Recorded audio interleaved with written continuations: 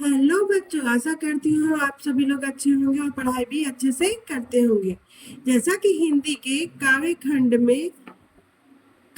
के व्याकरण में काव्य सौंदर्य सौंदर्य के तत्व पढ़ना है, जिसमें 3 तत्व है: रस, अलंकार और छंद। तो इसमें पहला तत्व है रस। आज हम इसी रस के बारे में पढ़ेंगे। तो चलिए बच्चों, रस किसे कहते हैं, सबसे पहले ये जानना है कि रस किसे कहते हैं। तो देखिए यहाँ पे लिखा है, मैं यहाँ पे लिखा है उसको पढ़ दे रही हूँ, फिर मैं खुद भी समझा दूंगी। तो देखिए, साहित्य में रस का अभिप्राय है आनंद। साहित्य में रस का अभिप्राय या अर्थ क्या है? आनंद। काव्य को पढ़ने अथवा नाटक देखने से जो विशेष प्रकार का आनंद प्राप्त होता है उसे क्या कहा गया है? रस कहा गया है। यह आनंद राग द्वेष से मुक्त होता है। आचार्य रामचंद्र शुक्ल ने हृदय की मुक्तावस्था को रस दशा कहा है। तो आचार्य रामचंद्र शुक्ल ने रस को क्या कहा है? आचार्य रामचंद्र शुक्ल ने हृदय की मुक्तावस्था को रस दशा कहा है। हृदय की इस मुक्तावस्था में जीवन का व्यक्तिगत अनुभव और आनंद मनुष्य मात्र का अनुभव और आनंद बन जाता है। बच्चों, अब हम रस के अंगों के बारे में जानेंगे। यहाँ लिखा है रस के अवयव या अंग। तो बच्चों बता दें, यहाँ अवयव का अर्थ ही होता है अंग। ठीक है बच्चों, तो यहाँ देखिए रस के 4 अंग होते हैं। कितने अंग होते हैं? रस के 4 अंग। कौन कौन से? पहला है अस्थाई भाव, दूसरा है विभाव, तीसरा है अनुभाव और चौथा है संचारी भाव। अब यहाँ पे देखिए, आप लोगों ने रस के 4 अंगों के बारे में जान लिया। अब यहाँ पे देखिए, नाट्य शास्त्र के रचयिता भरत मुनि ने कहा है। तो नाट्य शास्त्र के रचयिता कौन? भरत मुनि। और इन्होंने रस की निष्पत्ति भी भरत मुनि ने ही किया है, तो इसलिए यहाँ पे लिख दिया गया है नाट्य शास्त्र के रचयिता भरत मुनि ने कहा है। और रस की निष्पत्ति में एक सूत्र लिखा है, वह सूत्र है यहाँ पे विभाव अनुभाव व्यभिचारी संयोग दृश्य निष्पत्ति। अर्थात विभाव अनुभाव और व्यभिचारी भाव के संयोग से रस की निष्पत्ति होती है। और यहाँ पे देखिए, व्यभिचारी का दूसरा नाम क्या है?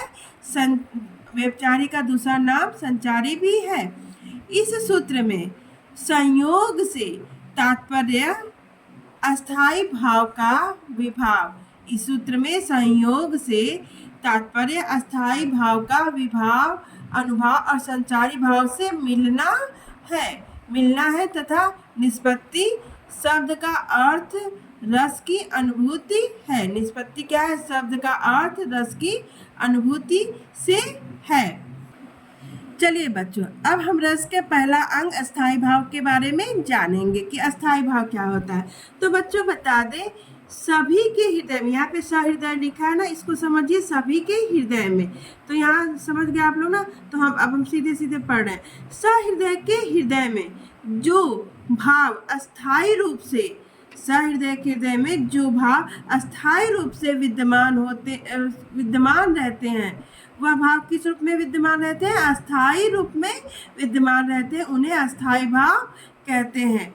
यही भाव रसत्व को प्राप्त होते हैं। यही भाव किसको प्राप्त होते हैं? रसत्व को प्राप्त होते हैं। प्राचीन भारतीय आचार्यों ने कितने अस्थाई भाव माने हैं? तो प्राचीन भारतीय आचार्यों ने अस्थाई भाव 9 माने हैं। उन्हीं के आधार पर 9 रस भी माने जाते हैं। अब बच्चों, हम यहाँ पे अस्थाई भाव पढ़ते हैं और उन अस्थाई भाव के साथ उनके रसों को भी जानेंगे। तो चलिए देखा जाए बच्चों। यहाँ देखिए, पहला अस्थाई भाव कौन सा है? रति। तो रति नामक अस्थाई भाव का रस क्या हो जाएगा? श्रृंगार।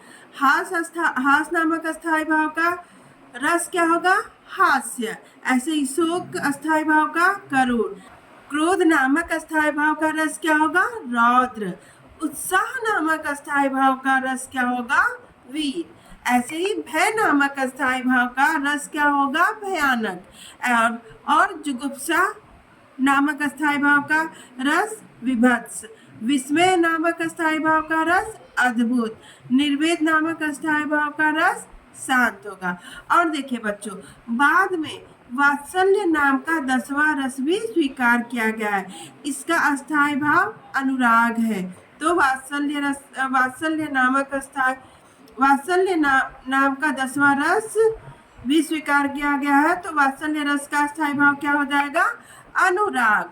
और जब रति बालक के प्रति होती है और यह अनुराग, यह अस्थायी भाव अनुराग कब? जब रति बालक के प्रति हो, अर्थात जब किसी का प्रेम बालक के प्रति हो तो वात्सल्य, और जब वही प्रेम भगवान के प्रति होती है तो भक्ति रस की निष्पत्ति होती है। बच्चों, आज की वीडियो में यहीं तक, और अगले शेष भागों को हम अगली वीडियो में पढ़ाएंगे। तब तक के लिए धन्यवाद।